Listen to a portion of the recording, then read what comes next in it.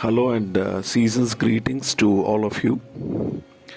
I am Srinivasan here, partner and financial strategist at Finstrat IMF LLP.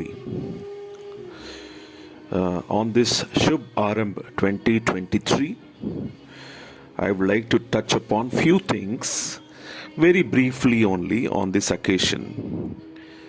I would like to share some thoughts. Number one, on VUCA. Number two, on business cycles. Number three, the digital rupee or the digital money which has been introduced by RBI. Number four, the products.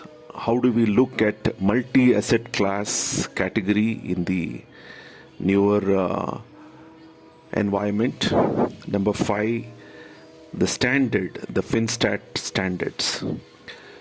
And the purpose of me sharing is not to go elaborately, not to give kind of a full kind of a explanation, but more of a primer to help you all think and reflect upon, be it from your own perspective and how it helps to meet your life goals. Let's start with VUCA. VUCA is actually an acronym coined in 1987 based on the leadership theories of Warren Bennis and Bert Nanas, the professors and American scholars. It was actually long time back introduced even by the US American Army. And what does it stands for? What do we get insights in this VUCA world? V stands for volatility, the nature and the dynamics of change. U stands for uncertainty, that is the lack of predictability. C stands for complexity, the multiplex of forces, the confounding of issues, no cause and effect kind of a chain and confusion that surrounds that. And A stands for the ambiguity, the haziness of reality. So if you just want to give an example of VUCA in the recent times, recent past, two popular VUCA examples were of uncertainty could be Uber and Airbnb. If you really look at Airbnb, it impacted the hotel industry by innovating processes, and Uber, the Ola of the world, as all of us are users of that, have revolutionized the taxi industry by creating ease of booking and ease of travel. I'm just taking two examples. As I said, I'll make it brief. They both had unique models that heavily relied on technology to disrupt the industry. This is, you can say, an examples of VUCA. So the point, what I would like to highlight is with VUCA as a sort of a thing which we all need to accept. Where do we stand it in this VUCA environment, be it as an individual or an entity? How do we make an attempt to overcome and be stronger than before? Just to give you a simple kind of a brief, you can counter volatility with having a proper vision of whatever you do. You can meet uncertainty with a better understanding and clarity. You can react to complexity with clarity of mind, thought, and action. And you can fight ambiguity with agility. That is about VUCA. The second part which I would like to share is the business cycles or the nature of it. Because see, not all times are good times, and whenever, be it from the personal finance point of view or investment point of view, or the expectations of returns and rewards, we need to take cognizance that business cycles keep changing. And the key parameters of the change in the business cycles is you have an expansion, you have a peak, then you have a contraction, then you have a slump. And what happens during that time in terms of the volume growth is during the expansion times, it's a rising growth. During peak, it gets stabilized. And in the contraction phase, there's a declining or slow growth. And in the slump, there is no growth. Having said this, what is the business sentiment or the investment sentiment? During the expansion, it's improving. During the peak time, it's very high. During the contraction, it's a weakening. And during the slump, pessimism sets in. Now, the challenging task for any intermediary, advisor, or your trusted confidence like us and many others is to help manage the emotions and behavior at this point of time. Easier said than done. How do we manage the greed? How do we manage the anxiety? How do we reassure or assure that not to panic, not to go overboard, and remember the importance of asset allocation and diversification? Patience, understanding, and being there to connect anytime with all of you has helped us to build and foster relationships. That is about the business cycles. How do we manage it in terms of managing the emotions of our investors and clients? Now let's talk about digital rupee, or let's maybe talk about cryptocurrency.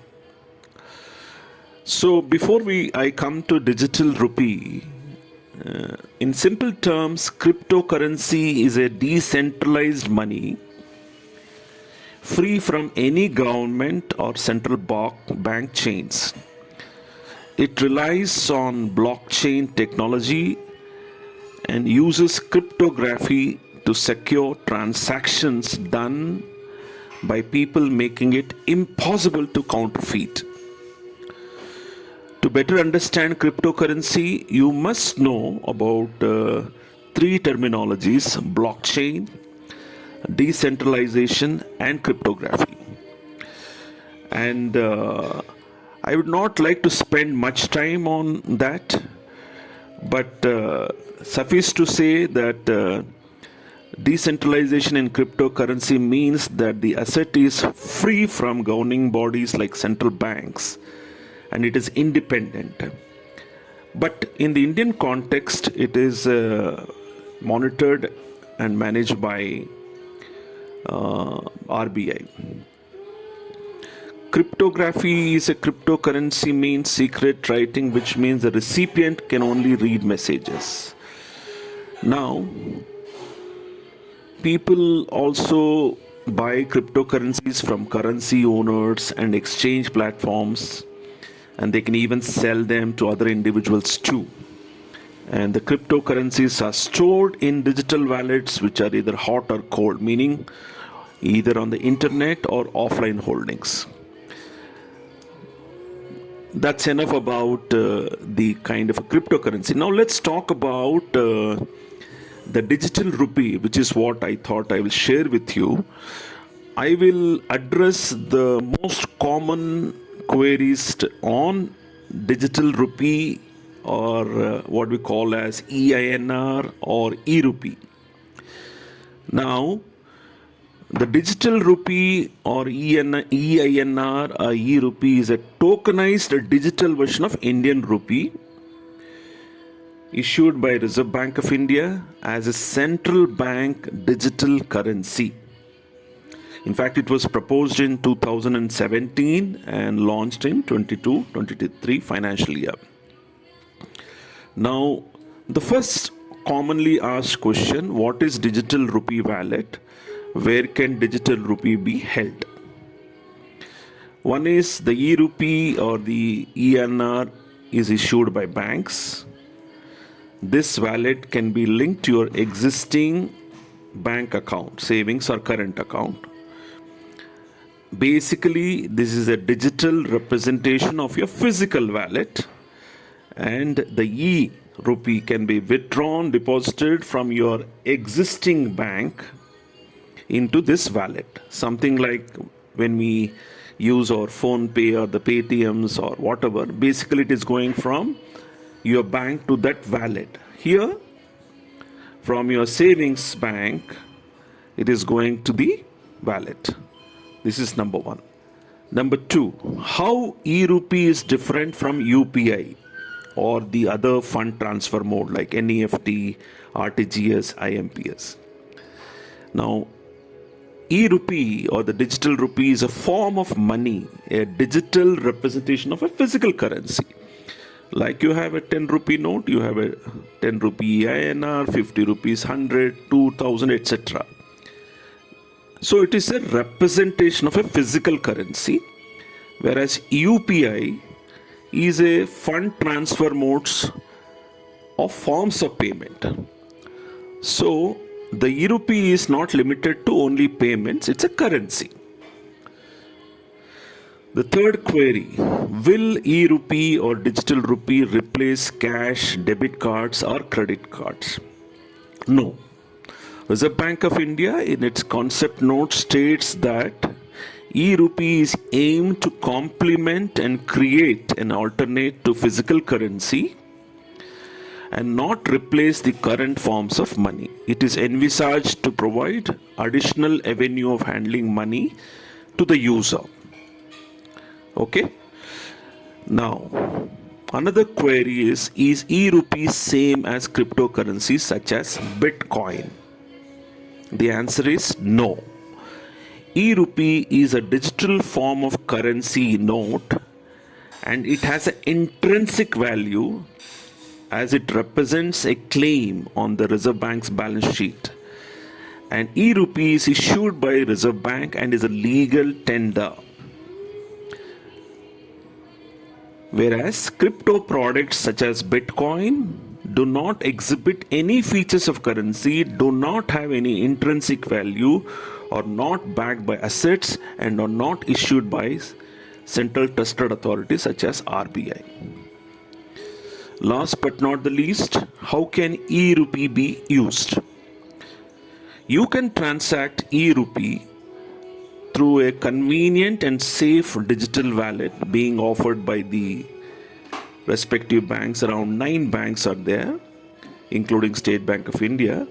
And this e-wallet will be like your physical wallet in digital form on your Android device.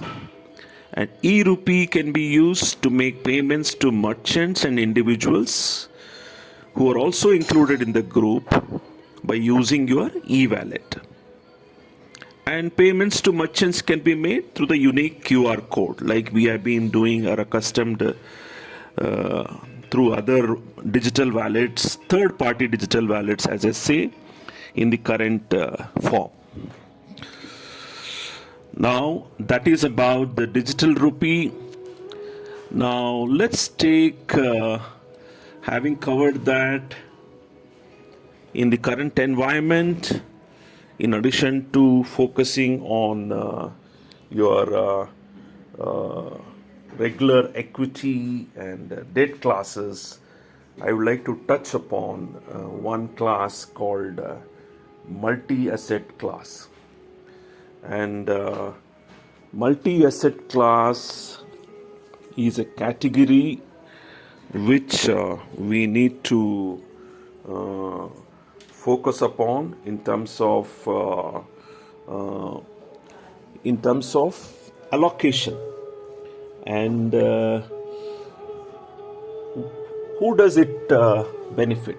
This is primarily suitable for those investors who have a low risk appetite but want to enjoy steady returns on their investments. So basically, this is a 3-in-1 kind of a fund which will help you to mitigate and dependency on any one particular class, and it helps as part of the diversification when the markets are volatile or when there is a change in the business cycles where we need to keep switching or allocating to upcoming classes.